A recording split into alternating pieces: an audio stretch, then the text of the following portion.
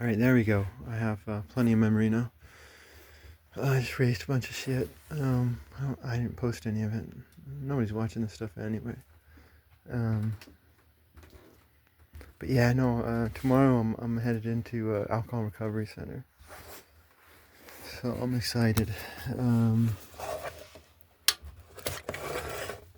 but I started drinking, and yesterday I didn't drink at all.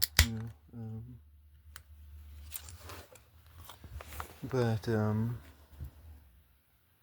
was flipping through random videos yesterday and just watching different stuff. And there was one video called "The Myth of Etanna," and I was like, "Oh, damn, that must be Sumerian,"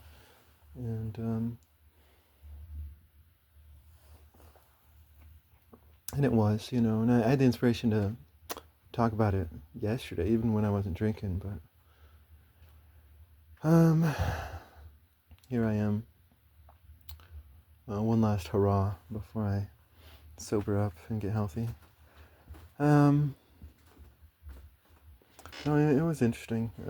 Like I should pull it up and read it right now, but I'm just too lazy. But I do have a few things to say about it.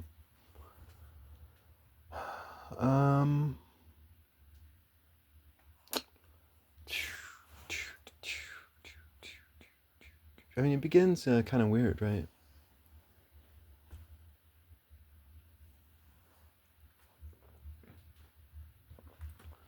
Like, I'm pretty sure the gods built a city, right? And this in itself is interesting because this is taking time around what um, are they called anthropologists? I don't know, but early historians um, would call the birth of the city, modern city states, right?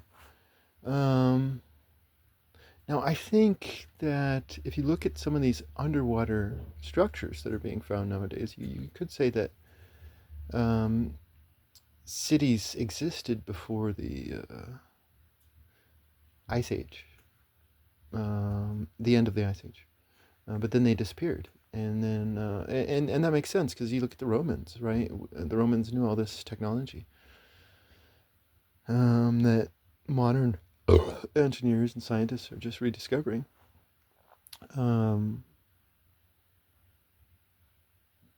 so this makes sense, but that's interesting. So this is around the rebirth of the cities, um, and with a city, you have um, you have the birth also not just of the city, but you have the birth of the modern state. You know, and there's the debate out there, a republic, not republicans, but I'm talking philosophically here, a republic versus a democracy versus a monarchy versus a theocracy, right? And and they all debate each other, right? But these are all the same. They're all the state. They're all an outgrowth of the city.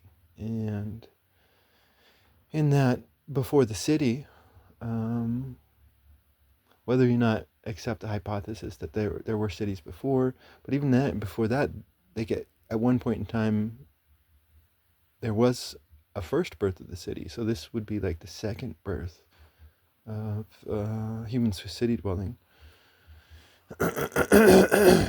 um, but all of these, the republic, the democracy, the monarchy, and the theocracy, they are all, well, at least the first three are outgrowths of the city state. The theocracy was before the city. But then it wasn't just theocracy because I mean you have clan kinsmen bondships, and so before the city you probably had a lot of clan kinsmen bondships, and I'd be interested to know if there were other types of human pre-city human relationships other than clans. I'd suspect that there were probably more than just that. Um, so this is written around the time of the birth of the modern cities, and this is why I should read it. And I'm pretty sure that the gods created the city, and then they needed someone to rule over it, right? So I mean, it's interesting the words that are being presented to you, because it's like, what's going on? They don't make sense really, because these gods, what they want is they want a shepherd. They want a shepherd. That's what they want, right? That's the first thing that's said. These gods want a shepherd. Um, and then the text goes on, and then it gets to a part where they're calling out for a king and a shepherd, right? And so it's like, wait, what just happened there? It's like, at first, the gods are really desirous of a shepherd. They're really, really desirous of a shepherd. And, but I think in this second part, they're speaking to the public, maybe the peoples and stuff.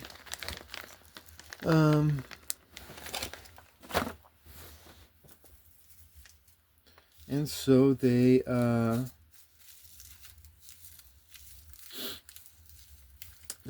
now calling for a king, and so it's like, where did this king stuff come from?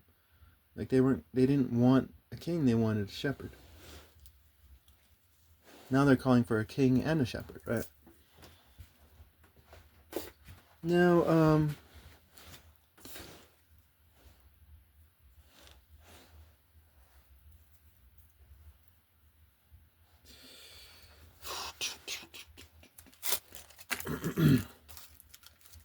so there's this idea in Sumerian, early Sumerian, about an Ensi, right? Now, an Ensi is both a king and a shepherd, right? And so the leaders were Ensi. They weren't kings, they weren't Caesars, they weren't sultans. They were Ensi, right? Much more. They were a king plus one, a Caesar plus one. It was. And I think this gets into Sumerian wisdom. Like, my suspicion is that there's several things happening right now, because like for me, if you want a happy life, then you're gonna want a strong mind and a strong body. And that's what that means. A shepherd would be the strong mind, and the king would be the strong body.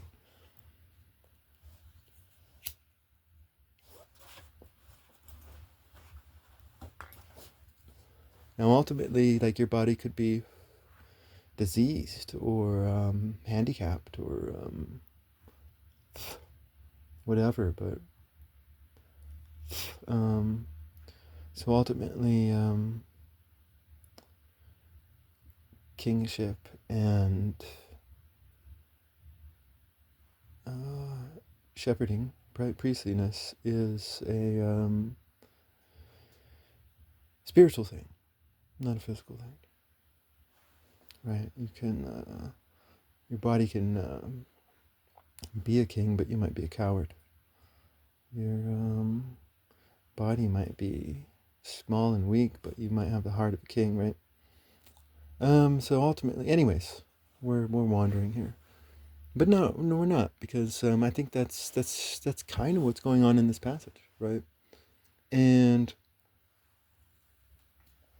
the primary thing that these gods want is they want a leader who is wise, right? They want they don't care about these fucking martial leaders that we all like. He's a martial leader. He's so awesome. I mean, No, they want a leader who is wise and intelligent, and not an Ninurta, right? Because Ninurta was king, and in no way was he a priest.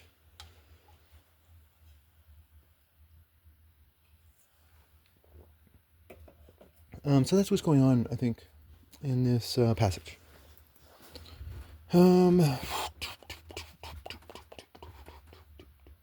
I think. Because there's layers here. This is Sumerian. This isn't your cheap dime store novel type stuff. But anyways, then the story goes on to the eagle and the snake, right? And I mean, this is just pretty simple. It's just pretty simple. The eagle is the king, and the snake is the shepherd.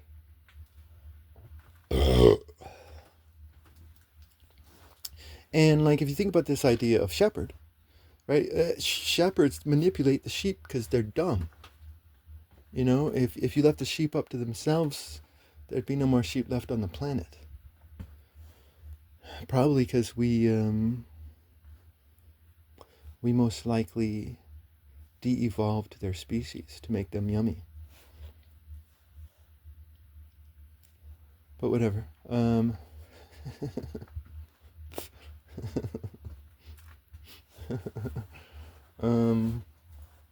No.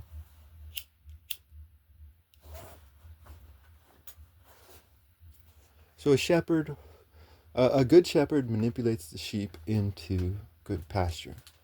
A bad shepherd would manipulate them into slavery and misery and all that stuff. Sacrifice. Anyways,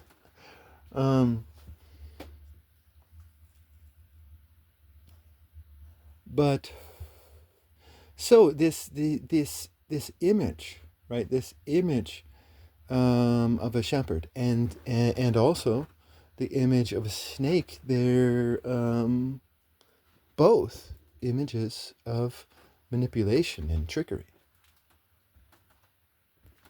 right?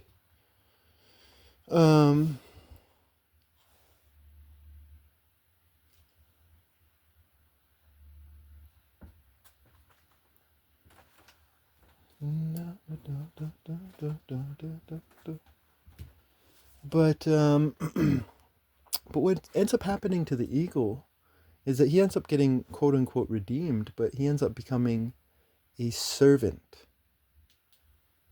Right? He's now he's the eagle. He can fly. I can fly. I'm an eagle. I can fly. But he's now the servant. Right? And this is the proper relationship between the body and the mind.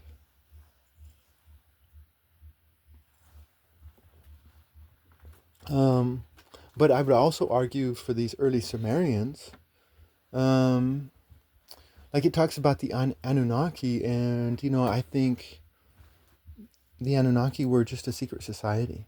They were a secret society, but they were a secret society that didn't, want to abuse the people. Like if you read some of their stuff, it's like they were enjoying their own lives, right? They didn't need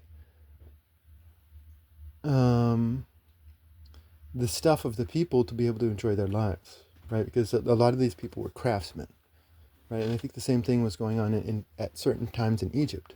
The craftsmen were in charge. But so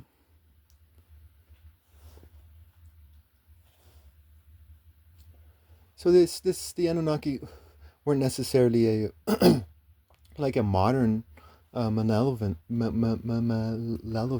don't know how to say that word. Secret society, but they were, from what it appears to be, they're benevolent because again they're looking for shepherds, right? If the people are prosperous, then everybody's prosperous, and but these guys, they're interested in their own lives. They're not interested in like dominating people and stuff like that, right? But I don't know. I mean, this is still all theoretical in my head. I would like to learn more about it at some point in time. But I got to pay the rent. Um,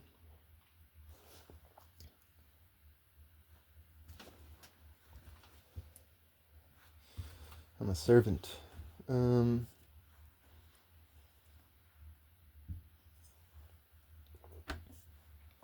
but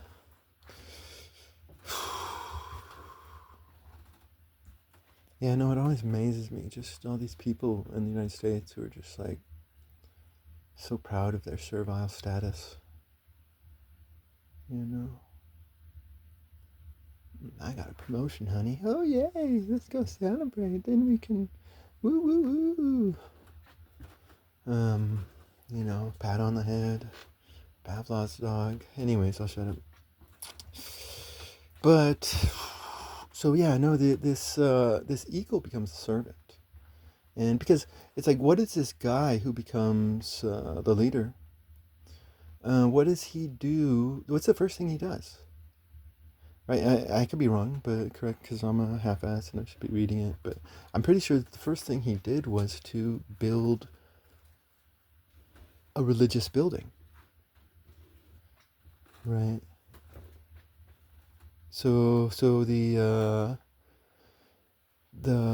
this fallen king is now serving the NC, right? Um. Anyways, that's what I see going on in the text, and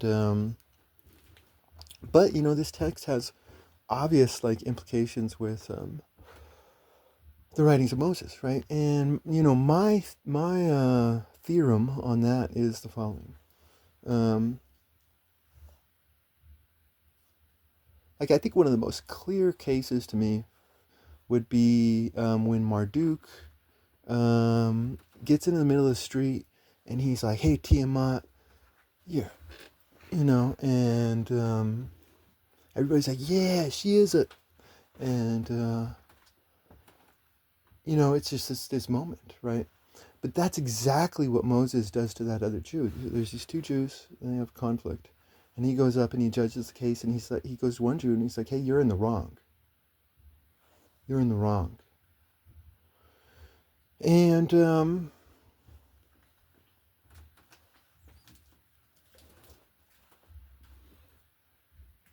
what ends up happening to him? Well, he ends up getting his ass chased out of like this Jew tries to get him thrown into jail and he tries to kill him. His fellow Jew, because he's going up to correct his fellow Jew because he wants all the Jews to be awesome. So he's like, "Hey, you're not being awesome right now. You're abusing this other Jew, and that's not cool."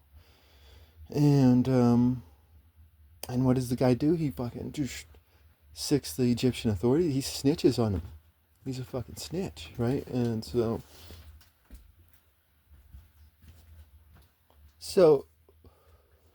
this is Moses, and this may have happened to Moses because this happens to like good people. It's a common experience if you wear your heart on your sleeve and you're a Ned Stark type, and it's like, and they say this in the Torah. If they say, if you go to a good man and correct him, like, "Hey, you're being and that good man's like, "You know what, you're right. I need to change my life around. Thank you." But if there's certain people you can't do that with, and you have to make that distinction. You have to put the mark on certain people's heads, right? There are certain people that you just can't, because you're doing it from a loving perspective, but they think you're attacking you, or they think you're attacking them. And so Moses is criticizing this wisdom of Babylon. He's criticizing the followers of Marduk. He's like, these guys are a bunch of dumbasses. This isn't how reality works. If you go around acting like a Ned Stark, you're going to get your head chopped off. So I think Moses would agree with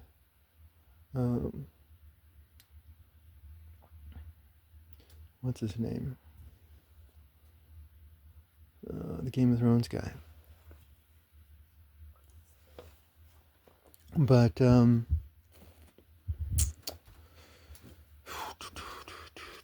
okay, then you have the Tales of Ninurta. And this is interesting. You guys need to go read it.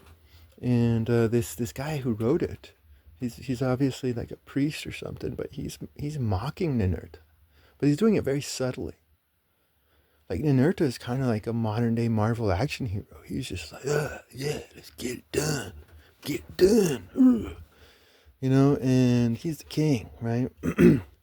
But Ninurta is totally being manipulated by everybody in the story.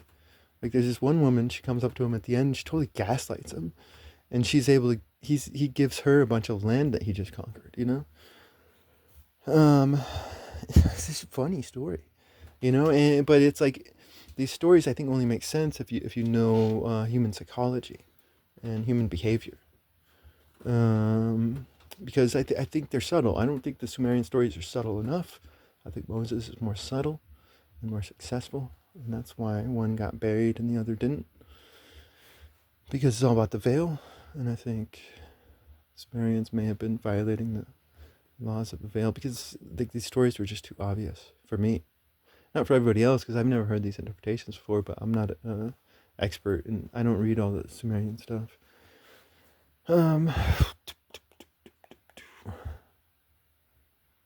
But so for me, it's like Moses had a lot of agreement with these early Sumerians. Like he agreed with them. He was like, no, these guys know what they're talking about. And that's what he did with Aaron, right? Right? Aaron is to Moses what Ninurta was to Kar, right? So Aaron or Moses used Aaron as the king, right? Because he's like popular and stuff, right? And so he's manipulating the sheep. He's going to this dumb popular guy and he's like, hey, I need you to talk for me for God. And he's like, okay.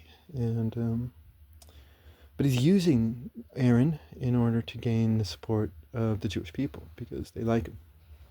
Good personality and all that.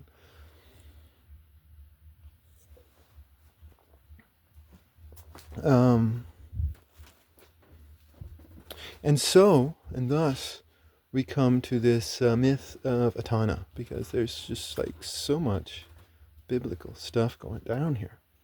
And what would Moses think about this myth of Etanna? I think he would agree with it. I would. But now the further question is, what about that whole snake stuff?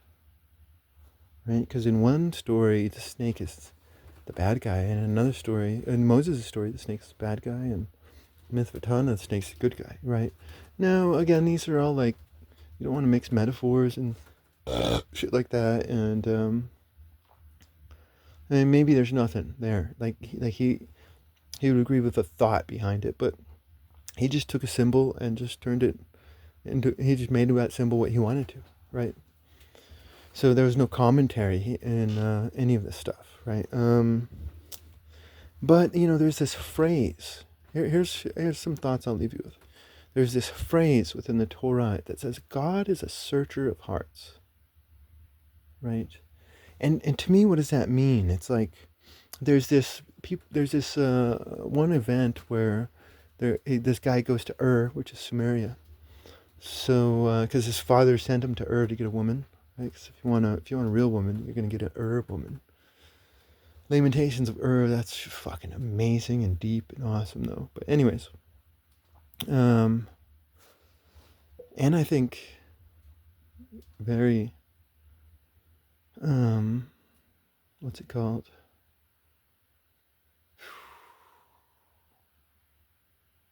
Relevant to this story, this Moses story here.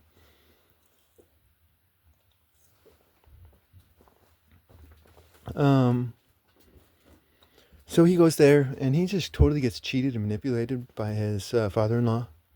And then he finally gets fed up. Finally, he gets fed up. and he concocts a plan to cheat and manipulate his father and just run off. And and the father-in-law chases him down and celebrates, right?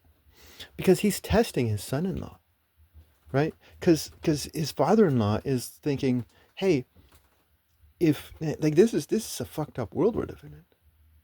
And if my son-in-law allows me to manipulate him, then some other asshole is going to manipulate him, and then my grandchildren are going to be in trouble of poverty and death and all that shit, and bad raising and stuff like that. Um, so he's just like, hey, I'm gonna fucking manipulate him until he has the balls to to be independent, be free. And so once his son-in-law finally did it, it's like he can now let his daughters go. He can let his grandchildren go, and no matter what happens, whether they live or die, they're in good hands, right? Because this is a man that will stick up for himself, and he'll even if he has to run away to do it. You know, like nowadays you say stick up for yourself, and oh, you have to be a Marduk, right? And it's like, no, sometimes that's a bad way of sticking up for yourself, but whatever. Running away,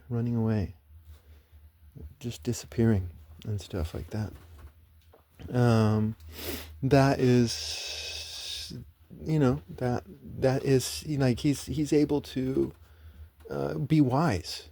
My son-in-law, he's running away. He's trying to fucking get away from me and trying to get away from this bad situation I put him in. Like that's great, and now he's celebrating his son-in-law, and he's officially handing over his daughters and his grandchildren to the son-in-law. So it's just this celebration. But he was testing his son-in-law's heart. God is a tester of hearts, and I mean that's kind of what that snake did, huh?